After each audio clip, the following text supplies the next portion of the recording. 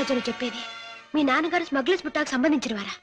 అవును సీత, ఈ విషయం నాకు తెలియకుండా నా ప్రాణం పోయినా బాగుండేది.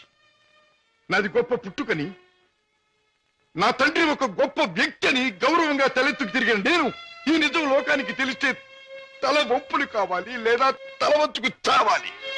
బాధపడకు రాజా. సీత, మగవాడిగా నాకేం పర్వాలేదు, కానీ డాడీ నేరస్తుడనే విషయం నా చెల్లెలికి ఆమె భర్తకి తెలిసిన రోజున ఆమె కాపురం వల్ల కల్లోలమవుతుంది. నేరస్తుడి కూతురు తన భార్య అని తెలిసిన రోజున నా బావ ఆమె నశకించుకోవచ్చు లేదా వదిలేయచ్చు. రాజా, ఆమెకి నిజం తెలియనివ్వద్దు. అవును, మా బ్రతికేమైనా సరే నా చెల్లెలి కాపురం చక్కగా ఉండాలి. అందుకే ఆమెకి నిజం తెలియనివ్వకూడదు, తెలియనివ్వకూడదు. ఏమిటి, అన్నయ్య ఇంట్లోంచి వెళ్ళిపోయాడా? అవునమ్మా, 2 రోజులైంది. అప్పటి నుంచి పెద్దయ్య గారు తిండి కూడా మానేసి తన గదిలో కూర్చుని కుమిలిపోతున్నారు. ఏం జరిగింది రామయ్య? అసలు గొడవ ఎందుకు వచ్చింది? నాకు తెలియదమ్మా. ఇద్దరూ గదిలో ఏదో గొడవ పడ్డారు. రాజాబాబు తనే పోతానన్నాడో పెద్దయ్య గారు పొమ్మన్నారో నాకు తెలియదమ్మా. బాబేడి? తాతగారు నువ్వా బాబు? కూర్చో. నువ్వైనా వచ్చావు, సంతోషం. మా ఎండిపోయాడా? ఎందుకని? నువ్వు కోపడ్డావా? లేదు బాబు, వాడే నన్ను కోపడి వెళ్ళిపోయాడు. ఉండమని ఏడ్చినా ఉండలేదు. ఏమిటి డాడీ, అన్నయ్య ఎందుకు వెళ్ళిపోయాడు? మిమ్మల్ని ఎందుకు కాదనుకున్నాడు? కాదనుకున్నది వాడు, వెళ్ళిపోయింది వాడు. ఈ ప్రశ్న నన్ను కాదమ్మా అడగాల్సింది. వాణ్ణి చూడమ్మా, మీ అమ్మ చనిపోయినప్పుడు మీ ఇద్దరిని చూసుకుని బతికాను. నువ్వు పెళ్లి చేసుకుని వెళ్ళిపోయినప్పుడు వాణ్ణి చూసుకుని బతికాను. ఇప్పుడు వాడు కూడా వెళ్ళిపోతే ఇంకెవరిని చూసుకుని బ్రతకాలి? ఎందుకు బ్రతకాలి? బాధపడకండి డాడీ, నేను అన్నయ్యతో మాట్లాడతాను. నచ్చ చెప్పి మనసు మార్చి మీ దగ్గరకు వచ్చేటట్టు చేస్తాను. పద్మ, ప్లీజ్, నేనేమి చెప్పను. నన్నేమి అడగకు. నిన్నేమీ అడగనన్నయ్య, కానీ నేనే ఒక విషయం చెప్తాను విను. అమ్మ పోయాక మళ్ళీ పెళ్లి చేసుకుంటే సవతి తల్లి మనల్ని సరిగ్గా చూడదని మళ్ళీ పెళ్లి చేసుకోవడం మానేశారు ఆయన. తల్లి లేని లోటు పెంపకంలో తెలియకూడదని తనే తెల్లై మనల్ని పెంచారు. పెరిగొస్తున్న మనమే తన సర్వస్వం అనుకున్నారు. ఇలా జీవితంలో ఎంతో త్యాగం చేసి ఎన్నో సుఖాల్ని పోగొట్టుకున్న మన డాడీ ఈ రోజు నువ్వు ఇల్లు విడిచిపెట్టరాగానే ఎంత కుమిలిపోతున్నారో తెలుసా? అన్నయ్య, ఈ వయసులో ఆయన ఎందుకు బాధ పెట్టాలనుకుంటున్నావు? ఎందుకు ఒంటరివాణ్ణి చేసి శిక్షించాలనుకుంటున్నావు? ఎందుకు ఆయన గుండెల్ని గాయపరచాలనుకుంటున్నావు? ఎందుకన్నయ్యా, ఎందుకు? నీ మాటలతో నన్ను వేధించకు. వెళ్ళిపో. వెళ్తానన్నయ్య, వెళ్తాను. కానీ ఒకటి మాత్రం గుర్తుంచుకో, కారణం ఏదైనా దైవం లాంటి డాడీని బాధ పెట్టడం మాత్రం పాపం అన్నయ్య, పాపం.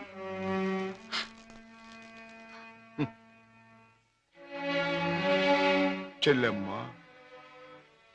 నన్ను పాపి అన్నావు, నేను చేసింది తప్పు అన్నావు. అయినా మరేం పర్వాలేదు. శివుడు విషాన్ని కక్కకుండా మింగకుండా ఎందుకు గొంతుకులో దాచుకున్నాడు? అది మాత్రం గుర్తుంచుకో. వెళ్ళమ్మా, వెళ్ళు. అవును డాడీ, ఎంత అడిగినా వెళ్ళిపోవడానికి కారణం మాత్రం అన్నయ్య చెప్పలేదు. కానీ ఎట్టి పరిస్థితుల్లోనూ ఇక్కడికి రానని ఖచ్చితంగా చెప్పేశాడు.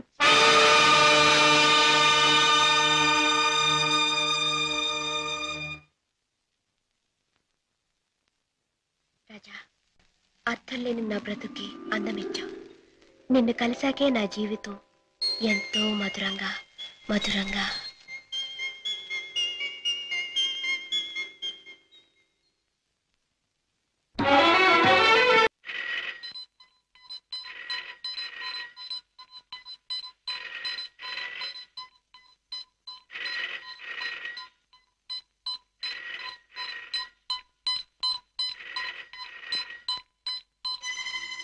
హలో,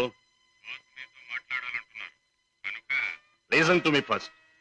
ఈనాటి నుంచి మీ ముఠాతో నాకు ఎటువంటి సంబంధ బాంధవ్యాలు లేవు. మీకు తెలిసిన శశిభూషణ్ నిన్న రాత్రితోనే మరణించాడు. ఈ రోజు నుంచి కొత్త శశిభూషణ్ కొత్త జీవితం మొదలెడుతున్నాడు. బెదిరించినా భయపెట్టినా లాభం లేదు. నన్ను వదులుకోండి, నన్ను మర్చిపోండి. ఇవే నా పాత జీవితానికి ఆఖరి మాట. బాయ్.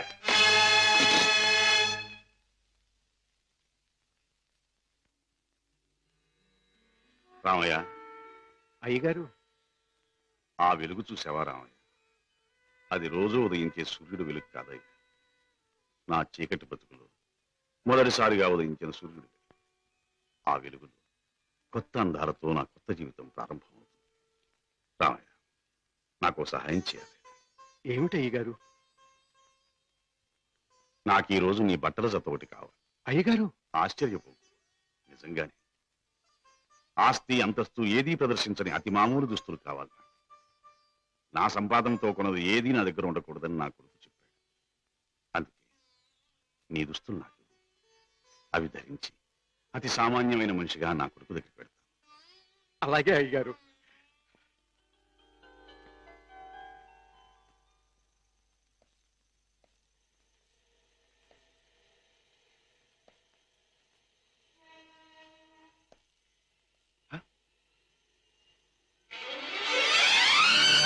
రాజా! డాడీ, నా కోసం వస్తున్నారా?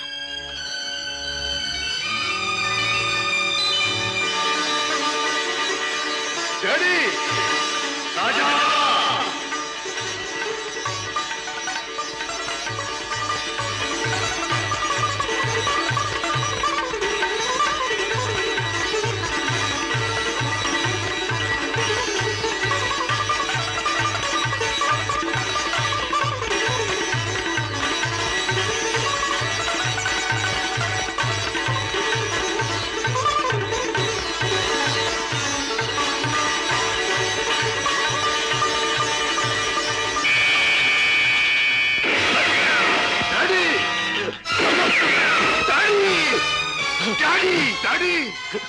ఏమిటి ఘోరం? మై డియర్ సన్, దారి తప్పిన మనిషి ముగింపు ఇలా దారుణంగా ఉంటుందని నాకెప్పుడో తెలుసు. డాడీ! రాజా,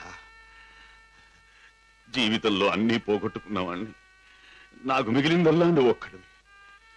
నీకు దూరమై ఒంటరిగా బ్రతకడం కంటే మంచివాడుగా మారి ఇలా మరణించడమే మంచిదనుకున్నా. డాడీ! ఎవరు ఎవరు మిమ్మల్ని దెబ్బతీసింది? ఎవరు? నా మాటలు విని మారిపోయి వస్తున్న మిమ్మల్ని చంపడానికి ప్రయత్నించింది ఎవరు? ఎవరు డాడీ? ఎవరు?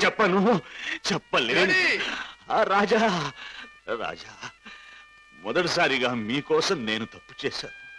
ఆ తరువాత మిమ్మల్ని చంపుతామని బెదిరించి నా చేత వాళ్ళు తప్పులు చేయించారు. మీకోసం, మీ మంచి కోసం అడ్డదారి నడిచిన నేను అన్నీ మర్చిపోవాలని తాగుడికి దగ్గరయ్యాను, బిడ్డలకు దూరం అయ్యాను. ఇప్పుడు ఇలా వెళ్ళిపోతున్నాను. అలా అనకండి డాడీ. అన్యాయంగా మిమ్మల్ని అంతం చేయడానికి ప్రయత్నించిన ఆ మనుషులెవరు? వాళ్ళంతా నేను చూస్తాను. చెప్పండి డాడీ.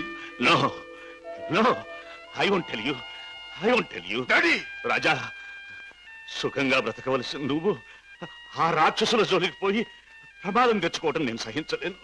రాజా, డాడీ! రాజా, నిండు మనసుతో ప్రేమించే కన్న కొడుకు చేతిలో కన్ను మూయటం కంటే నాకు వేరే అదృష్టం ఏం కావాలి? డాడీ! ఏం కావాలి? Daddy! Goodbye my son. Daddy!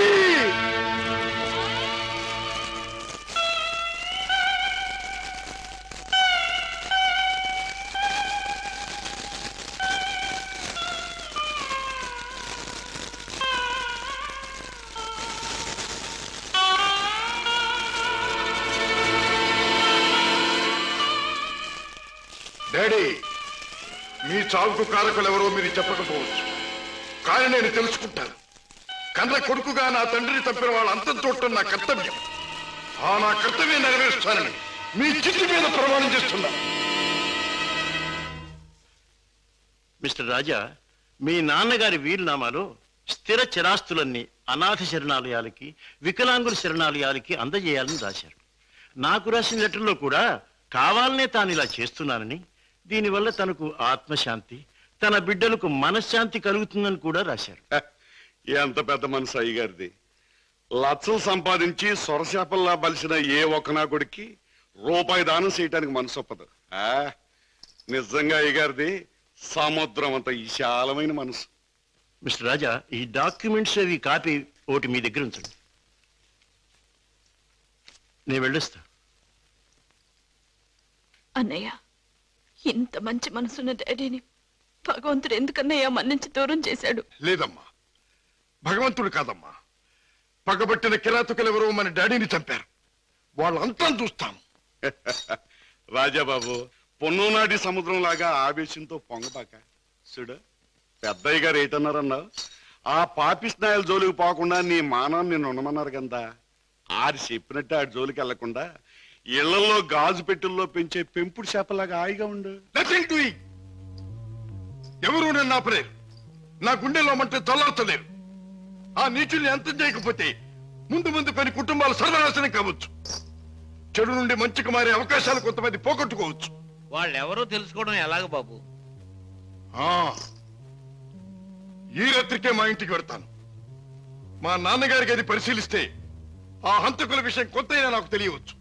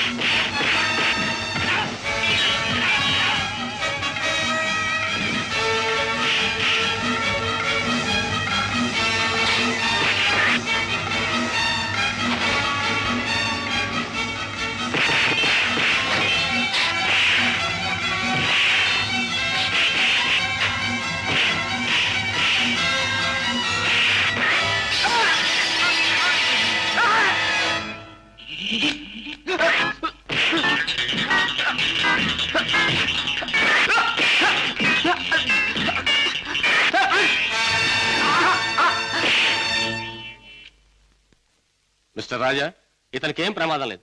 రేపు ఉదయానికి కళ్ళు తెరిచి మాట్లాడగలిగే స్థితిలో ఉంటాడు. Thank you doctor. With your permission ఈ రాత్రికి నేను ఇక్కడే ఉంటాను. అలాగే మిస్టర్. ఓకే. నెక్స్ట్. అన్నయ్య, ఏం జరిగింది అన్నయ్య? ఇక్కడి నుంచి ఫోన్ రాగానే నీకే ప్రమాదం జరిగిందని నేను కంగారు పడ్డాను. మరేం పర్వాలేదమ్మా. డాడీ చావు కారకులెవరో తెలుసుకుందామని మన ఇంటికి వెళ్లి ఆధారాల కోసం వెతుకుతున్నాను. ఇంతలో హఠాత్తుగా ఇద్దరు రౌడీలు నా మీద పడి చంపడానికి ప్రయత్నించారు. పాపం, వాళ్ళ కోరిక తెలియదు. బావా, మీరు ఆ ముఠా విషయం మర్చిపోతే మంచిదేమో. వాళ్ళని పట్టుకునే ప్రయత్నంలో మీకు ఏదైనా ప్రమాదం జరిగితే? కిషోర్, వాళ్ళు బయటపడే సమయం దగ్గర పడింది. అదిగో ఆ మంచం మీద స్పృహ లేకుండా పడున్నాడే, ఆ వ్యక్తి ఆ ముఠాకి చెందినవాడే. రేపు ఉదయానికి కళ్ళు తెరుస్తాడు. వాడి ముఠా వివరాలు హరికథ చెప్పినట్టు చెప్తాడు. ఏదేమైనా ఇక ముందు ఆ గొడవలకి వెళ్ళకన్నయ్య. పిచ్చి తల్లి, కంగారు పడకమ్మా, వెళ్ళిరా. వస్తాం బావా. నాతో ఎప్పుడు ఏ అవసరం వచ్చినా ఫోన్ చేయి. Thank you. చలో మేనల్లుడు, చలో. టాటా మావయ్య. టాటా. వస్తానయ్య. అలాగే.